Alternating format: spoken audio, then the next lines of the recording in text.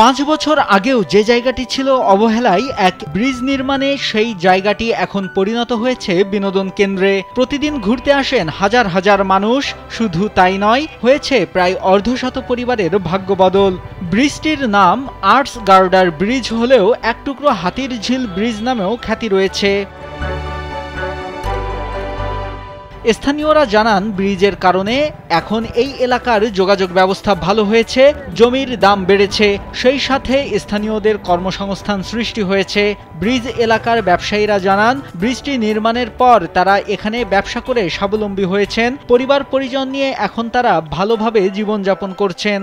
ওয়ালটন আবারও মিলিয়নিয়ার অফারে ওয়ালটন ফ্রিজ কিনে আপনিও হয়ে যেতে পারেন মিলিয়নিয়ার। আমি আগে রং মিস্ত্রির কাজ করতাম। এখন এই হাতিরঝিল ব্রিজ হওয়ার পর থেকে আমি এখানে অনেক আগে থেকে একটু চেষ্টায় ছিলাম যে কোনো একটা ব্যবসা করব।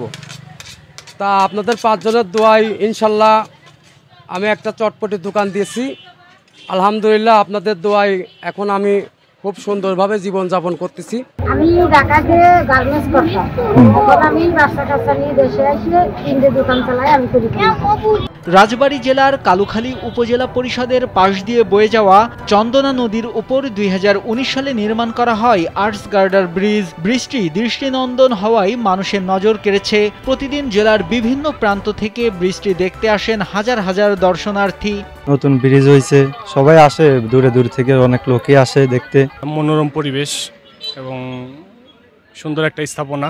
ব্রিজ হবার পর থেকে মানুষ বিনোদনের জন্য এখানে যথারীতি আসা যাওয়া করছে। রাতের বেলা এখানে আপনার লাইটিংয়ের ব্যবস্থা আছে, এখানে এসে মানুষ বসতে পারছে, ঘুরতে পারছে।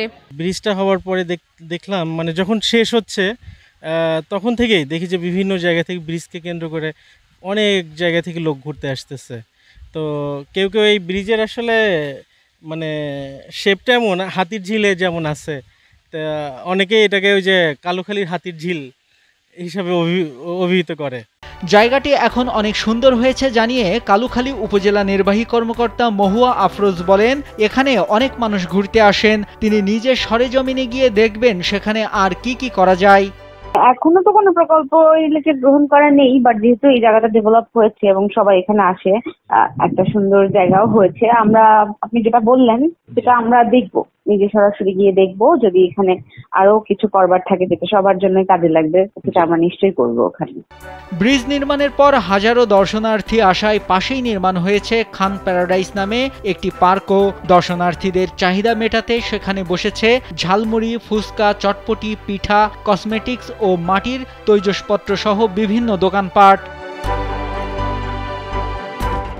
নাইমুল হাসিব, কালবেলা।